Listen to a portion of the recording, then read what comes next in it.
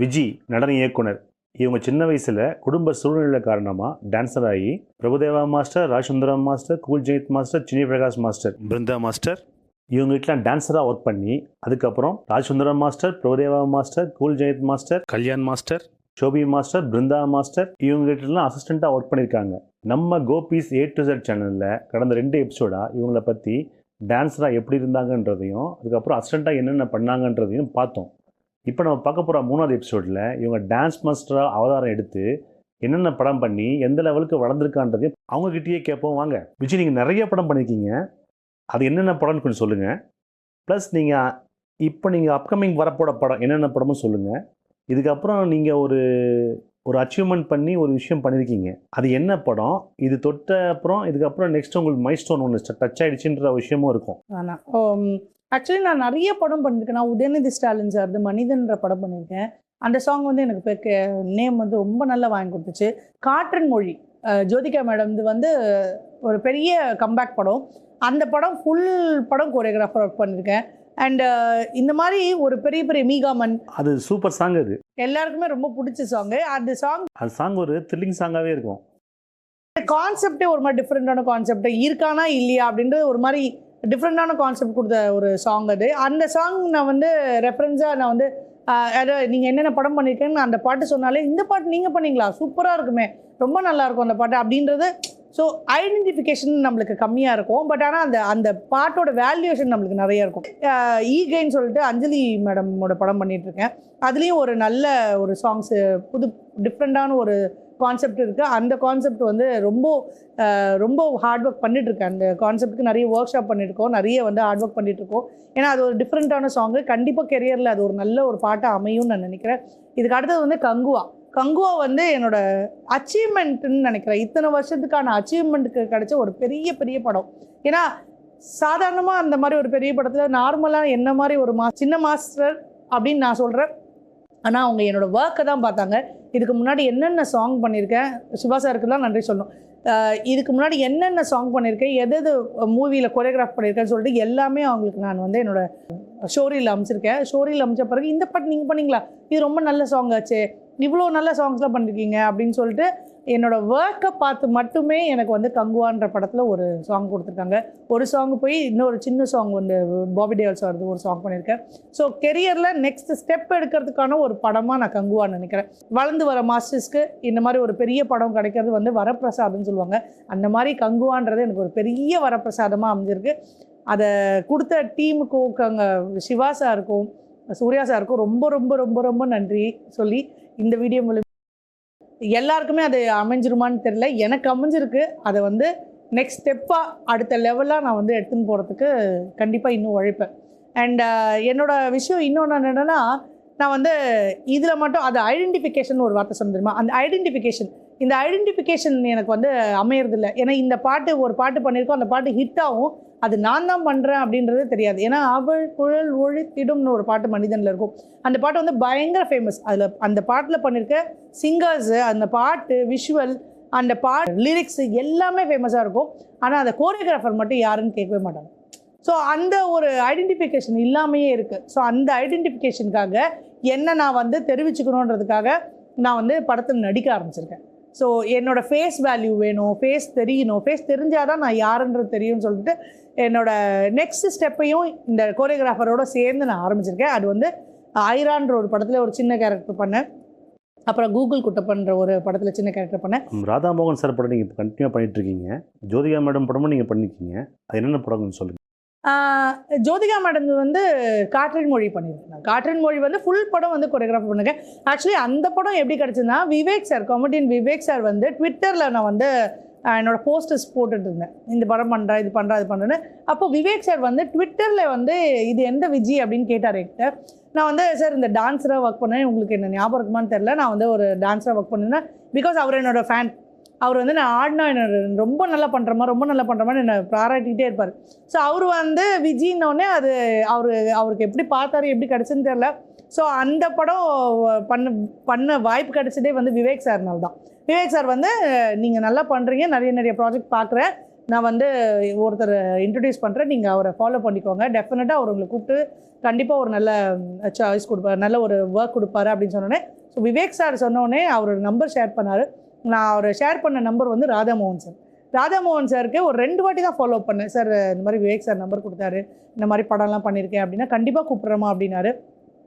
அவர் சொன்னார், கண்டிப்பாக நான் உன்னை கூப்பிடுவேன், நீ வெயிட் பண்ண, நானே உனக்கு ஃபோன் பண்ணுறேன் அப்படின்னாரு. அவர் ஒரு 1 மந்த் கழித்து எனக்கு ஃபோன் பண்ணார். எக்ஸ்பெக்டே பண்ணாதது ஒரு விஷயம் நடந்ததுன்னா காற்றின் மொழின்ற ஃபுல் படம் எனக்கு கொடுத்தாரு. ஸோ ஃபுல் படம் பண்ணும்போது ஜோதிகா மேடம் அவ்வளோ பெரிய ப்ரொடக்ஷனு, ராதாமோகன் சார் டைரக்ஷனு, இதெல்லாம் வந்து எனக்கு பெரிய கெரியரில் ஒரு பெரிய செட்டு வந்து செட் பண்ணி கொடுத்தற மாதிரி ஒரு ஃபீலிங். ஏன்னா அது வந்து ரொம்ப ரொம்ப ஜோதிகா மேடம் பண்ணுறதே ஒரு பெரிய விஷயம். நான் சென்னைருட்டா வந்து அசிஸ்டண்ட்டாக ஒர்க் பண்ணியிருக்கேன் அவங்க கூட. ஸோ அதுக்கப்புறம் என்ன ஞாபகம் வச்சுப்பாங்களா, நான் மாஸ்டராக பண்ணால் அவங்க வந்து அக்செப்ட் பண்ணிப்பாங்களா அப்படின்னா, ஜோதிகா மேடம் வந்து அவ்வளோ ஸ்வீட்டாக இருந்தாங்க. விஜி நான் எப்படி உங்களை மறப்பேன் மேடம், என்ன ஞாபகம் இருக்கா அப்படின்னு ஒரு வார்த்தை தான் கேட்டேன். என்ன விஜி நீங்கள் எப்படி சொல்கிறீங்க, நீங்கள் தானே சென்னைருட்டா எனக்கு அசிஸ்டண்ட்டாக வந்தீங்க, நான் டான்ஸ் ஆனதே ஃபஸ்ட்டு உங்களால் தான், நீங்கள் தான் எனக்கு சொல்லி கொடுத்தீங்களே எப்படி பண்ணணும், எப்படி எக்ஸ்பிரஷன் பண்ணணும் அப்படின்லாம், நீ எப்படி உங்களை மறப்பேன் அப்படின்னா, ஐ வாஸ் ஸோ ஹாப்பி. ஏன்னா நான் அவங்களுக்கு வந்து ஒரு அசிஸ்டண்ட்டாக வந்து நான் அவங்க கூட போய் ஒர்க் பண்ணேன். இன்றைக்கி நான் அவங்களுக்கு கோரியோகிராஃபராக ஒர்க் பண்ணும்போது எனக்கு அந்த இடத்துல நான் ரொம்ப பெருமையாக ஃபீல் பண்ணேன். ஸோ அதுக்கப்புறம் வந்து ராதாமோகன் சார் நான் நல்லா ஒர்க் பண்ணுன்னு சொல்லிட்டு பிருந்தாவனம்னு ஒரு படம் கொடுத்தாரு. பிருந்தாவனில் வந்து சீனியர் டான்ஸ் வச்சு சாங் பண்ணியிருப்பீங்க, சூப்பராக இருக்கும். ஆமாண்ணா சீனியர்ஸ் வச்சு ஒரு மாதிரி டிஃப்ரெண்டான கான்செப்டில் இருக்கு. ஆமாம் கரெக்ட், நீங்கள் தான் வந்து ஒர்க் பண்ணீங்க. சூப்பர் சாங் அது, செம்மையாக. ஆமாம், அது ஆக்சுவலி வந்து அந்த அந்த சாங் எடுக்கும் போதே எல்லாருக்கும் ரொம்ப பிடிச்சது. ஏன்னா ஒரு மாதிரி டிஃப்ரெண்ட் கான்செப்ட், பேக்ரவுண்டு சரி, டிஓபி கேமராமேன் விவேக் சார் சரி, எல்லாருமே வந்து ஒரு மாதிரி டிஃப்ரெண்டாக ஒர்க் பண்ணணும், ஒரு புது ப்ராஸ்பெக்ட் கொண்டு வரணும்னு சொல்லிட்டு அந்த சாங் எவ்வளோ ஒர்க் அவுட் பண்ணி புதுசாக பண்ணோம். ஸோ அந்த படம் வந்துட்டு ரிலீஸ் ஆன பிறகு அந்த சாங் பெருசாக ஷைன் ஆகலை.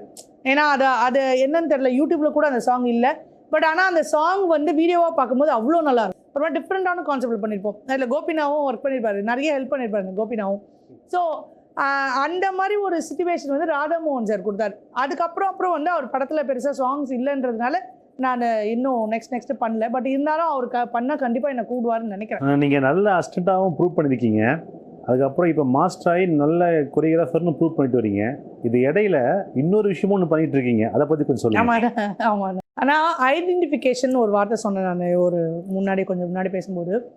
எவ்வளோ படம் பண்ணாலும், எவ்வளோ வந்து நம்ம வந்து ஹார்ட் ஒர்க் பண்ணாலும் நம்ம யாருன்னு தெரியவே மாட்டேங்குது. ஏன்னா இன்ஸ்டாகிராமு இப்போ வந்து சோஷியல் மீடியா தான் நம்ம வந்து யாருன்னு நம்மளை தெரியப்படுத்துது. ஸோ நீங்கள் எவ்வளோ நாள் எக்ஸ்பீரியன்ஸ் பண்ணீங்க, எவ்வளோ நாள் ஹார்ட் ஒர்க் பண்ணீங்க, இதெல்லாம் யாருமே இப்போ பார்க்க மாட்டேங்கிறாங்க. ஃபேஸ் வேல்யூஷன் தான் தேவைப்படுது. ஸோ சோஷியல் மீடியாவில் நீங்கள் எவ்வளோ இன்ஸ்டாகிராமில் எவ்வளோ ஃபாலோவர்ஸ் வச்சுருக்கீங்க, யார் எத்தனை பேர் உங்களை ஃபாலோ பண்ணுறாங்க, உங்களோட நெக்ஸ்ட் மூவ் என்ன, இதெல்லாம் பார்க்குறது தான். இன்ஸ்டாகிராமில் என்னோட பேர் வந்து விஜி வண்டர் உமன் அப்படின்னு போட்டிருப்பேன், _Viji_Wonder Woman அப்படின்னு போட்டிருப்பேன். ஏன்னா ஏன் வண்டர் உமன் வச்சுருக்கேன்னா, நான் எல்லாமே செய்வேன். ஏன்னா வீட்டில் வேலையும் செய்வேன், சமையல் பண்ணுவேன், சண்டை போடுறதா இருந்தால் பயங்கரமாக சண்டை போடுவேன். அப்புறம் வந்து வெளியே கோவில் வேலை பார்த்துப்பேன், என் ஃபேமிலியை பார்த்துப்பேன், எல்லாமே. இந்த பெட்ஸ் பார்த்துப்பேன், சோஷியல் சர்வீஸ் பண்ணுவேன், வயசானவங்களுக்கு போய் நான் டான்ஸ் சொல்லி கொடுப்பேன், டம் அண்ட் டெஃபுக்கு இவங்களுக்குலாம் போய் டான்ஸ் சொல்லி தருவேன். ஸோ நிறைய வேலை பண்ணுவேன்னு எனக்கு யாரோ ஒருத்தங்க வந்து அந்த பேரை வந்து சஜஸ்ட் பண்ணாங்க, you are a wonder woman அப்படின்னு சொல்லிட்டு. ஸோ இது நல்லா இருக்கேன்னு சொல்லிட்டு என்னோட பேரோட அப்படியே அட்டாச் பண்ணிக்கிட்டேன். ஸோ அது எனக்கு ரொம்ப பிடிச்சிருந்தது. Like I am a wonder woman, I can be a wonder woman அப்படின்னு சொல்லிட்டு அந்த பேரை நான் அட்டாச் பண்ணிட்டேன். ஸோ Viji_Woman தான் என்னோட இன்ஸ்டாகிராம் ஐடி. ஸோ நீங்கள் யாரும் என்னை ஃபாலோ பண்ண நினச்சாலும் ஃபாலோ பண்ணுங்கள், எனக்கும் நிறைய ஃபாலோவர்ஸ் தேவைப்படுது. ஸோ இதுதான் தேவைப்படுது. அந்த ஐடென்டிஃபிகேஷன் வந்து எவ்வளோ பண்ணாலும் தெரிய மாட்டேங்குது. நம்ம டான்ஸ் மாஸ்டருக்கும் அது ரொம்ப வருத்தமாக இருக்கும். ஏன்னா நான் டான்ஸ் ஆனதுலேருந்தே பார்க்குறேன், இப்போ வரைக்கும் டான்ஸ் மாஸ்டருடைய நேம் வெளியே வரவே வராது. ஒரு இன்டர்வியூ சொல்ல மாட்டாங்க, ஆக்சுவலாக ஆடியோ ரிஸ்க்கு கூட மாட்டாங்க. ஃபைட் மாஸ்டர் இருப்பாங்க, டான்ஸ் மாஸ்டர் இருக்க மாட்டாங்க.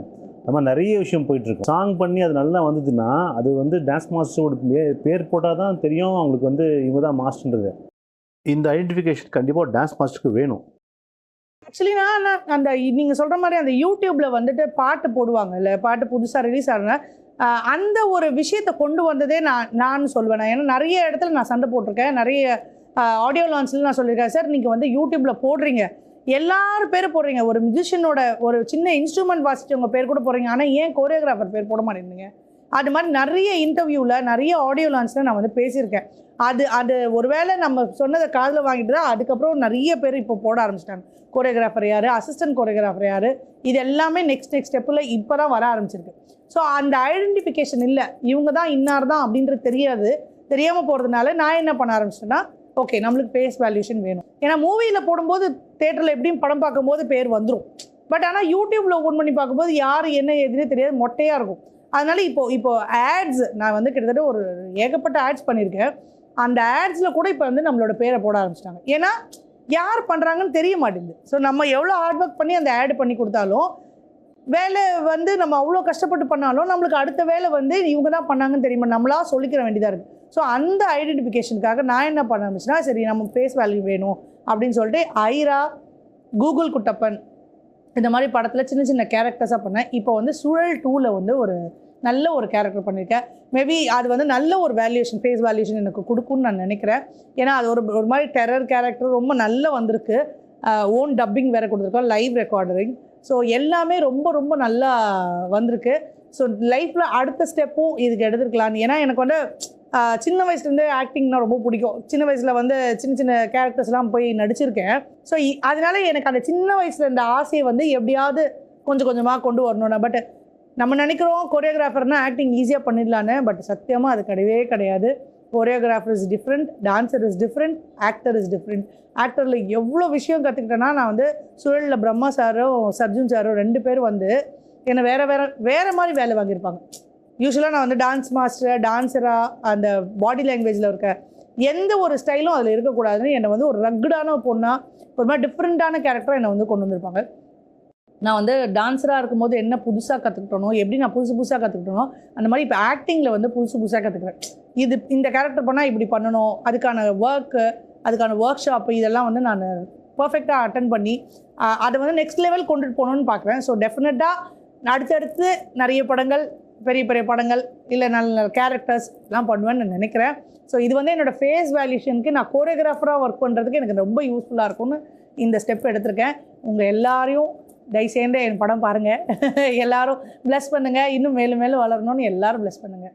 ஸோ இந்த இன்டர்வியூ இது வந்து எங்கள் அண்ணனா, அதாவது சின்ன வயசுலேருந்து நான் அண்ணனாக பார்த்தேன். கோபி அண்ணாக்கு தான் ரொம்ப ரொம்ப ரொம்ப நான் தேங்க்ஸ் சொல்லணும். இந்த சேனல் வந்து கோபிஸ் A to Z அப்படின்னா வெறும் சின்ன விஷயம், ஏதோ ஒரு விஷயம் மட்டும் கிடையாது. இதில் நிறைய விஷயம் இருக்காங்க. அண்ணாவோட ஒய்ஃபும் வந்து எனக்கு ரொம்ப ரொம்ப பிடிக்கும், அண்ணாவோட பையனும் எனக்கு ரொம்ப ரொம்ப பிடிக்கும். ஏன்னா அண்ணி வந்து ரொம்ப டிஃப்ரெண்ட்டாக சமைப்பாங்க. அவங்கக்கிட்ட நான் நிறைய விஷயம் கற்றுக்கிட்டேன். கொரோனா டைமில் நாங்கள் ஆப்போசிட்டில் வீடு இருந்தோம்.